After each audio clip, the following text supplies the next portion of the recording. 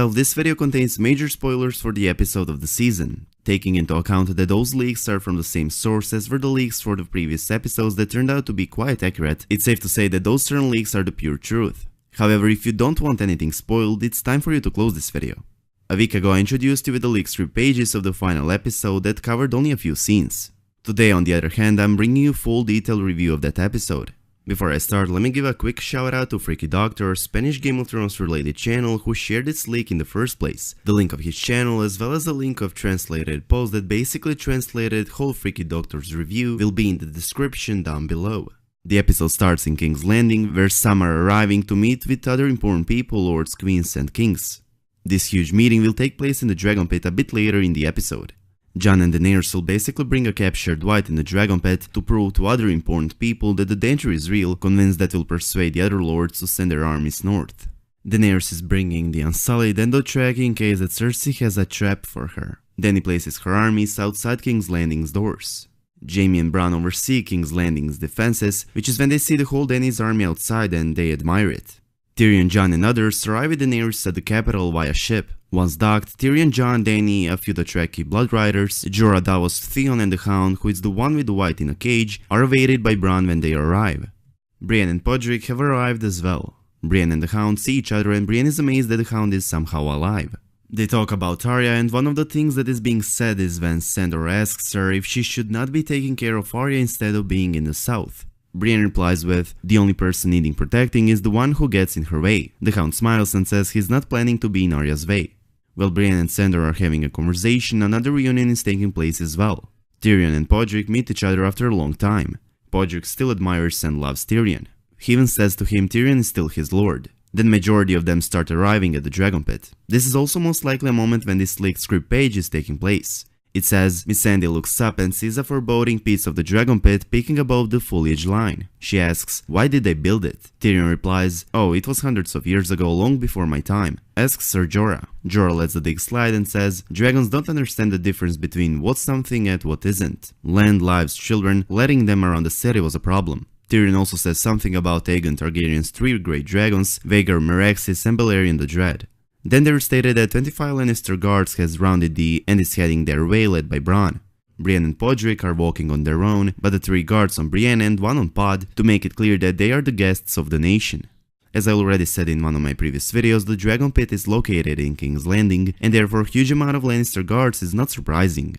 Other lords also start to arrive. Pretty much everyone has already arrived, but Cersei is not there yet.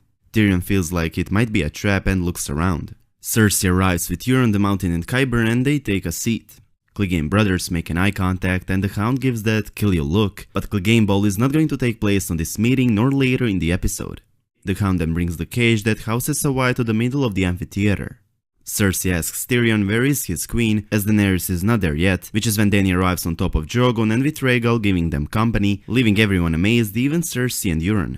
A few moments later, while Euron is still amazed by Drogon's arrival, Cersei wonders where's the 3rd dragon. Tyrion then explains why all lords, queens and kings have been invited to attend this meeting. Meanwhile, Theon and Euron see each other and Euron reveals to him that he did not kill Yara, challenging Theon to rescue his sister. Jon tries to explain to all of them that the Night King and his army of the dead are real, pointing out that they need to unite all their armies in order to stand a chance in the great war that is coming.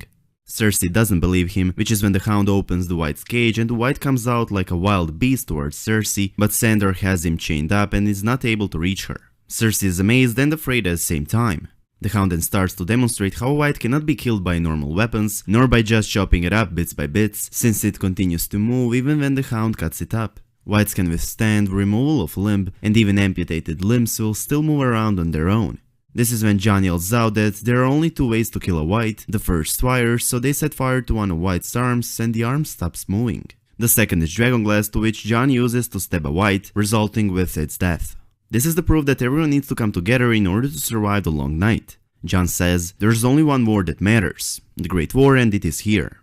Euron pretends to be afraid and asks how many of these creatures are there, to which Jon says hundreds of thousands. Euron then asks, well, can they swim? And Jon responds with, no. So Euron says, well, I'm going back to Pike, and leaves. As I said a few moments before, Euron is only pretending to be afraid, and while he said he's heading back to Pike, he's actually going to Essos to hire the Golden Company and to bring them with his Iron Fleet to Westeros to serve under Cersei's commands. Anyways, let's get back to the dragon pit.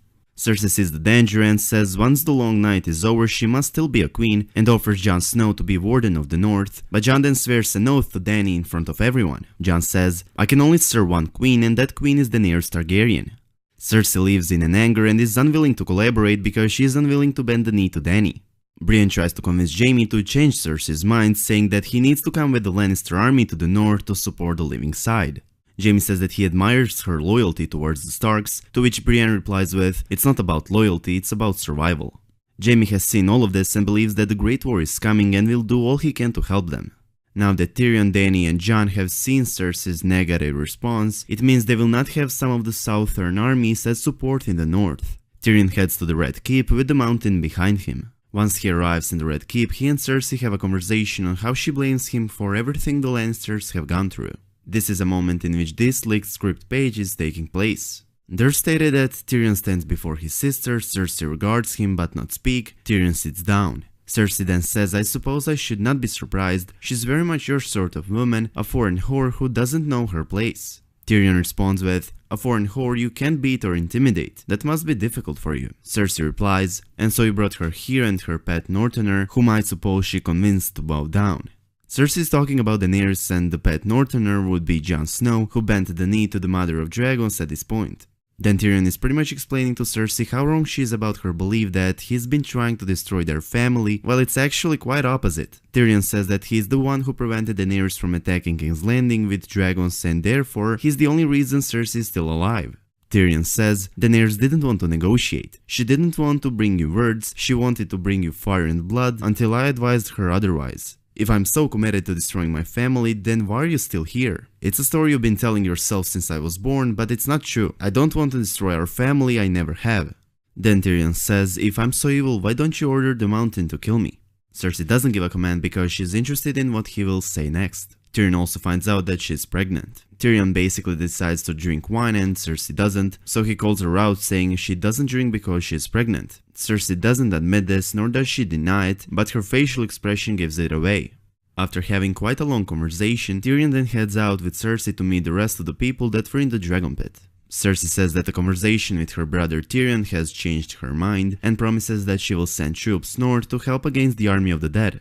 As probably most of you guessed, Cersei is lying. She does not intend to support the living side and will not send her troops north. Later in the episode, Jaime and Cersei have a conversation about the upcoming war.